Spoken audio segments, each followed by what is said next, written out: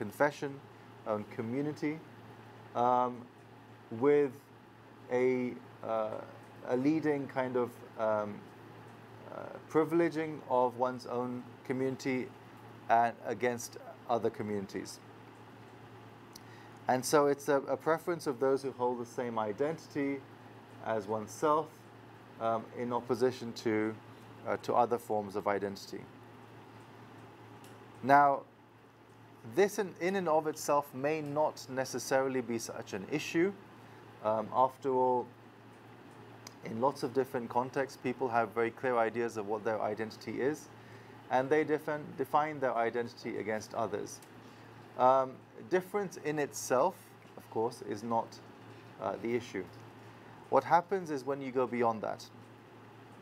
What happens is when you use that difference to establish forms of othering, establish forms of bigotry, establish forms of hatred based on a very monolithic, essentialized notion of the superiority or inferiority of groups identified in those terms.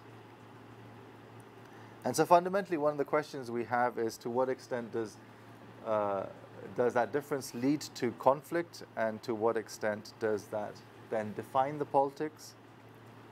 To what extent is this something which is unique about the Middle East or the Muslim world? And does this, in a sense, entail a certain Orientalism of political analysis?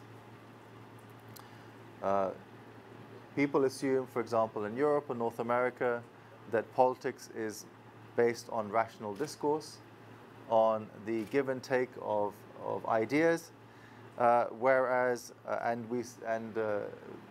we, as I'd say, we in Europe and North America do not bring God or religion into conflict and difference in politics. Whereas in the Middle East and other places, people do bring religion into conflict, and people are irrational, and people make claims on the basis of things which have no foundation. So there's a basic binary opposition which is highly problematic in the way in which it develops. The notion basically being sectarianism essentially defines conflict in the Middle East, whereas it could never define difference and conflict in Europe and North America. And then we have a sectarianism used as a catch-all phrase to describe many different particular types of conflicts. Some which are explicitly given a religious name and some which are not.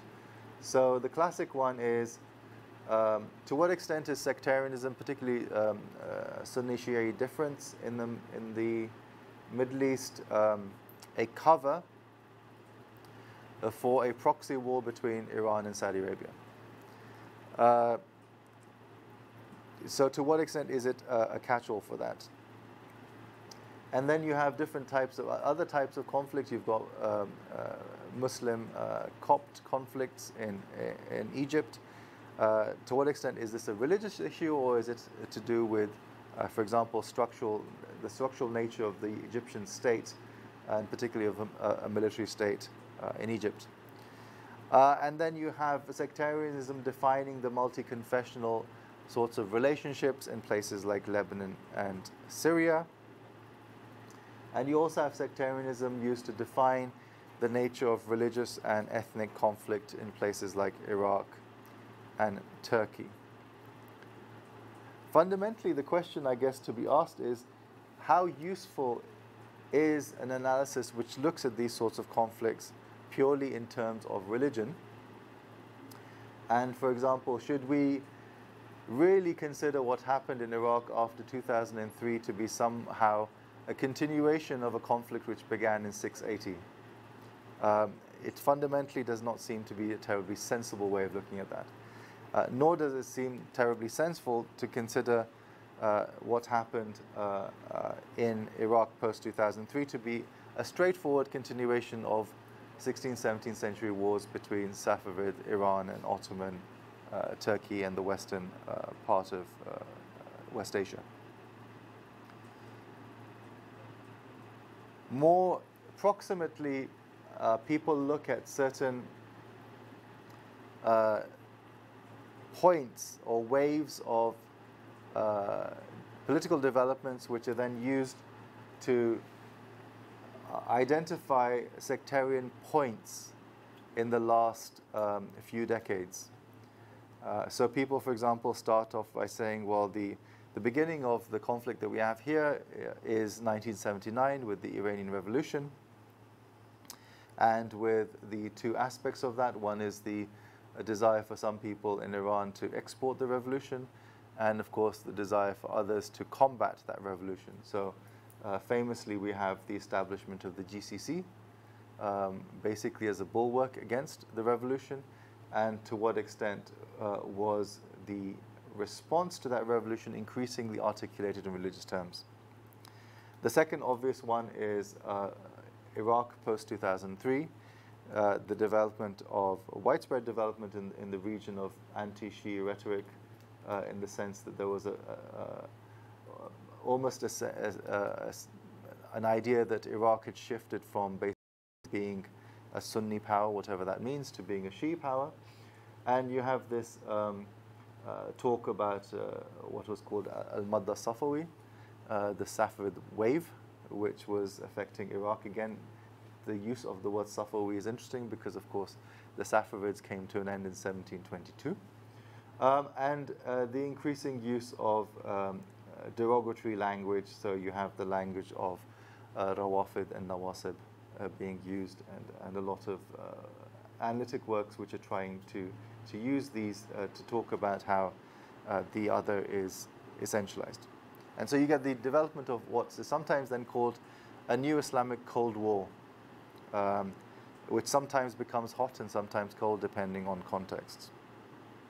More approximately, we have two other points which are important. One is the so-called Arab Spring in 2011, in which there were a widespread set of, as you know, uprisings and revolts against different governments, and particularly against dictatorships, whether those were republican dictatorships or whether it was monarchical dictatorships. And those sets of risings, which in and of themselves were not religious in nature. For example, the classic slogan, if you remember, was "Ash-Sha'b yurid isqat al-nizam." You know, the people want to bring this particular order down. That order was not particularly defined in religious terms, even if dictatorships often used religion to try and justify and legitimize their power. But then this was sectarianized. So issues like Bahrain became, how does it keep on moving on before I doing it? Anyway, yeah, no, because it keeps on skipping. Bahrain was a good example of a conflict which was then seen as a Shia-Sunni conflict, despite the fact that the claims of the Bahraini opposition were not in religious terms. Of course, we had Yemen, which has been in the process of a very deep-rooted, multifaceted, and certainly tribal conflict, which has been going on for a very long time. And you had, of course, what was happening in Iraq. There were lots of demonstrations in Iraq. And, of course, we have Syria. And each one of these conflicts was increasingly given a religious face. And there's a question about to what extent that makes any sense. And then more recently, you could argue that some of these conflicts and points, the last point which is worth mentioning, historical point, is the fall in oil prices since 2011. Economic conditions, of course, are very important. I'll come back to that for identifying motors of conflict since 2014, and of course the Saudi intervention in Yemen since 2015 again has been quite an important element of it. So you get analyses which talk about two types of blocks. There's been discussion, for example, of the Shia crescent for many years. Famously, King Abdullah of Jordan gave a speech back in 2006 which talked about the fear of the Shia crescent. And on the other hand, you have much talk of the development of the response to that, and a sort of a development of a Sunni, broadly speaking, Salafi bloc, which is opposed to that. Now, there's also ways in which these narratives, sectarian narratives, are constructed. And for that, it's very easy to find how these narratives are essentialized and constructed in the public sphere. One can, for example, look at the media, social media, and of course other types of media, and how attitudes are then developed and fostered within that and extended beyond. So I'll give you three very simple examples. An example of how anti-Shia rhetoric develops and anti-Sunni rhetoric develops. So these are things which I've observed primarily from what has been out in the media.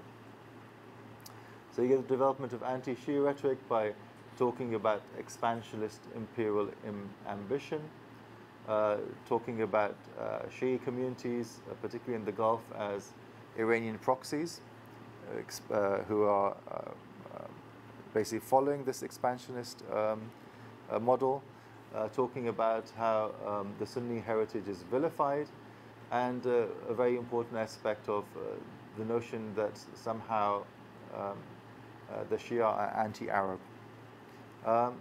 And one finds this extensively on satellite TV channels, and of course one finds it extensively in commentary on the internet and certainly in social media. The reverse of that is developments of what you might call anti-Sunni rhetoric, which again looks at sort of the notion of an imperial Sunni identity, looks at Sunnis basically as Saudi proxies, looks at Sunnism as an extension of Wahhabism, again considers the other to be monolithic. I've put in uncultured camel herders, it's very common. This goes back to, there was a famous comment by the Iraqi Interior Minister back in 2005, and it's interesting because he of course is an Arab, dismissing some of the Sunni politicians in Iraq, and of course as the Saudis, as these uncultured locust-eating camel herders who came out of the desert, which again does not help foster any sort of meaningful dialogue. And looking at Sunnis as representing some sort of undiscerning, uncritical loyalty to oppression, and looking at how it is that there is a history of persecution. So you have these two very opposing sets of narratives which develop, and then within that you have increasing marginalization, particularly in the Gulf monarchies. You see the way in which this develops in the sense that you have states which basically have an absence of accountability and internal legitimacy, and so they structure the way in which political legitimacy works by stressing loyalty to the family, and increasingly by caricaturizing the possibilities of that. So you have this, and the best examples of this are in Bahrain and in Saudi, that if you're Sunni, if you're an Arab, and there's an explicit identification of those two, then you are loyal to the king. If you're Shia and by definition Persian, even though of course most of the Shia in the Gulf are not Persian in origin, then you are disloyal, that you do not have wala for the king, you have wala for Iran. And then there is a sense of whether the national narrative in these states is inclusive or not, which is then exacerbated in the way in which that national narrative works out in competition for services, for the provision of them, for discrimination, both positive and negative, in the job market and in the awarding of contracts and so forth. I'm going to show you some pictures, don't worry, it's not just text. There's so many pictures you could show, which are, the internet is awash with some very funny cartoons and some less funny cartoons. But before I get to that, let me just quickly mention some of the key ways in which people have looked at this question of sectarianism from a more theoretical perspective. And I think this is a very useful summary of that, especially if you're interested in political science and international relations theory. You will be familiar with these concepts immediately. So there are three broad master narratives which try to explain how sectarianism and sectarian conflict works, which, as I said, do come out of IR theory. The first one is this notion of primordialism, and it also relates to theories of nationalism. Again, if you're familiar with the work of people like David Little and Anthony Smith in particular. Primordialism is the idea that there is people are motivated by ancient hatreds, and these ancient hatreds are sort of in the blood, and these ancient hatreds which are in the blood leads to conflict and leads to violence. And so ultimately it's kinship, the sense of who you are, determined by biology and by evolutionary psychology, which is to blame for the sorts of sectarian conflicts and violence that we see. The second one is what's commonly known as ethno-nationalism. Ethno-nationalism is the, I guess perhaps a slightly more sophisticated way of saying tribalism. And this is the idea that there are roots of deep antagonisms which are located within identities and conflictual identities, which then leads to conflict and violence. The third one is a bit more about the nature of political elites and the manipulation of identities. And this is what's known as instrumentalism.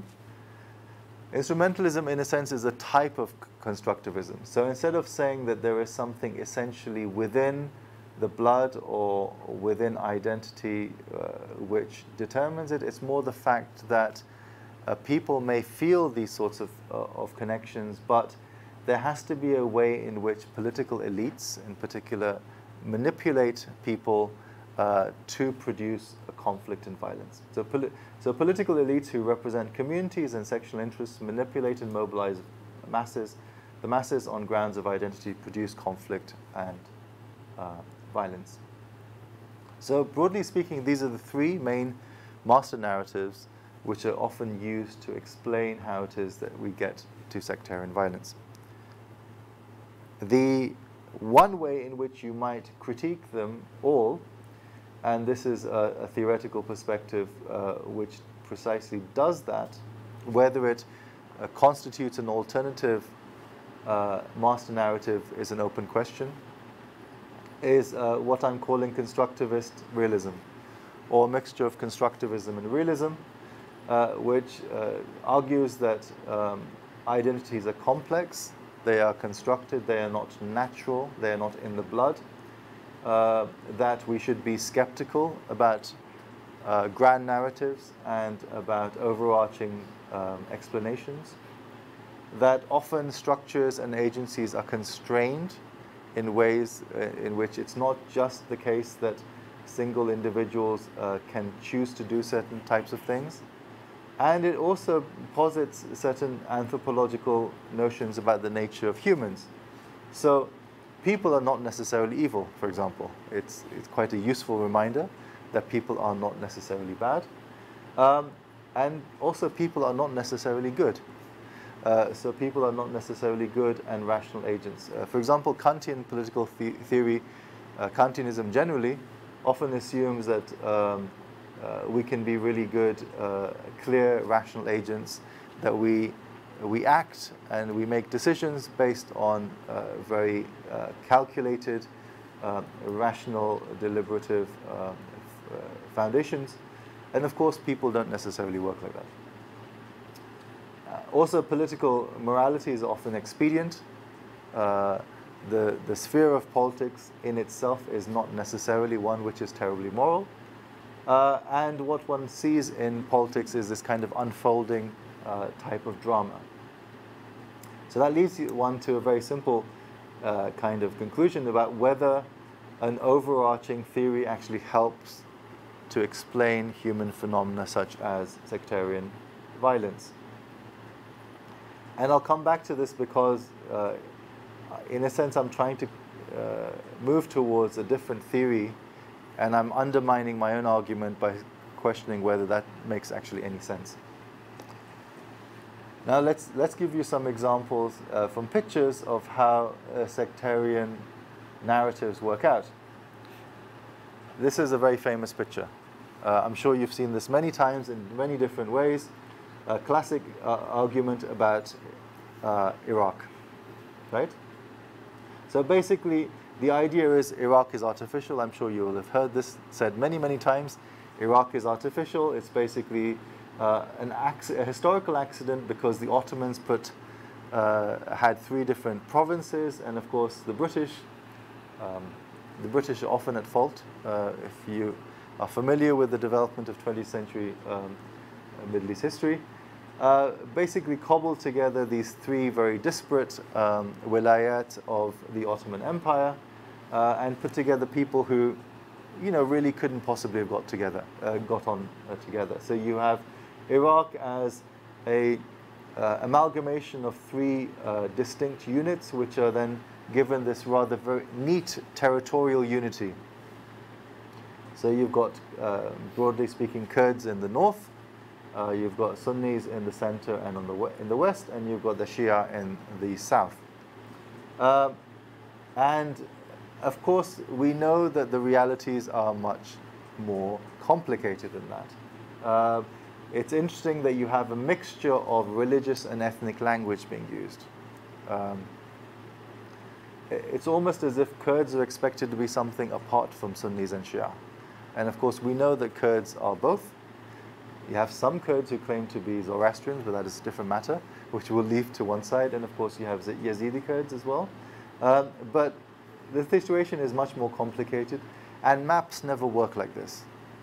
You just have to look at maps of Baghdad, let alone the rest of the country. It's much more complicated historically. And the way in which demographics has changed within Iraq has much more to do with issues around modernization, and has much more to do with urbanization in particular. The move away from nomadic communities towards cities, the development of industrialization, and of course, the one thing which we often forget, which is the impact of oil. Oil fundamentally changed Iraq.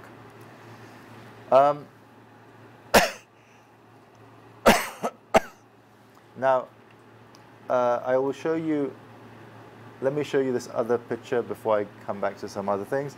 This again is something which is very common, the idea of age-old hatreds, and that this has been going on for a very long time based on these caricatures. So, for example, in the top left, The Spectator, which is kind of a current affairs cultural magazine in Britain. Interestingly, they published the same picture as their cover 3 times in the last 10 years. Exactly the same picture, which is astonishing. And next to that, you have this cover from the Time magazine, with this headline, "Why They Hate Each Other." The previous one, "Islam's 30 Years War," of course refers to 1979, the Iranian Revolution, right? And then you have other kind of caricatures of Sunni Shia tussling, as if also this is something which is somehow led by people who are religious thinkers and religious leaders. We know in most cases religious leaders do not have political power, so it doesn't really make even any sense to be putting them on the front line of this sort of conflict. So this is, I can give you so many more examples of this sort of construction that we have in the media, and particularly the very essentialized language which is used.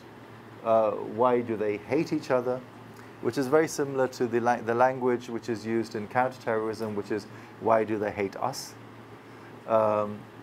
It's a different version of that. I'll show you some more in a bit. But just to try and get sense of what some of the key kind of buttons and factors are in sectarianism to try and look at it. And I've given you some, there could be many others. One is identity. Is it really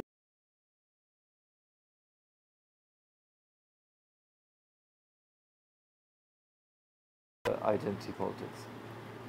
Is it really about religion and about theology? And if religion is the problem, then of course religion should be part of the solution. But one thing we know from a lot of academic research is that in many cases so-called religious violence is not motivated primarily by religion at all, but rather there is very much this myth of religious violence which characterizes a lot of contemporary analysis. Is it about competition? Competition for scarce resources, competition for access to water, a competition for jobs, competition for markets, and particularly of oil wealth.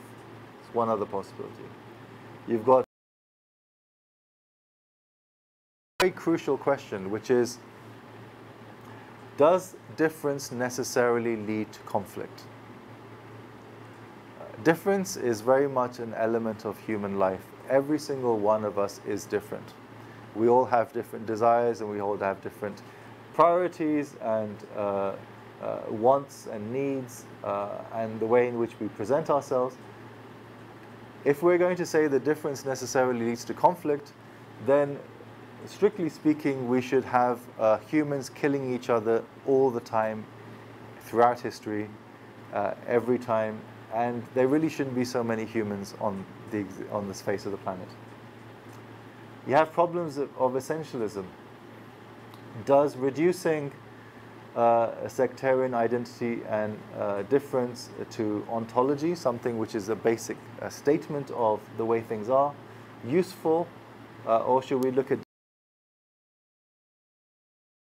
essentialism here, that we're essentializing identities and people?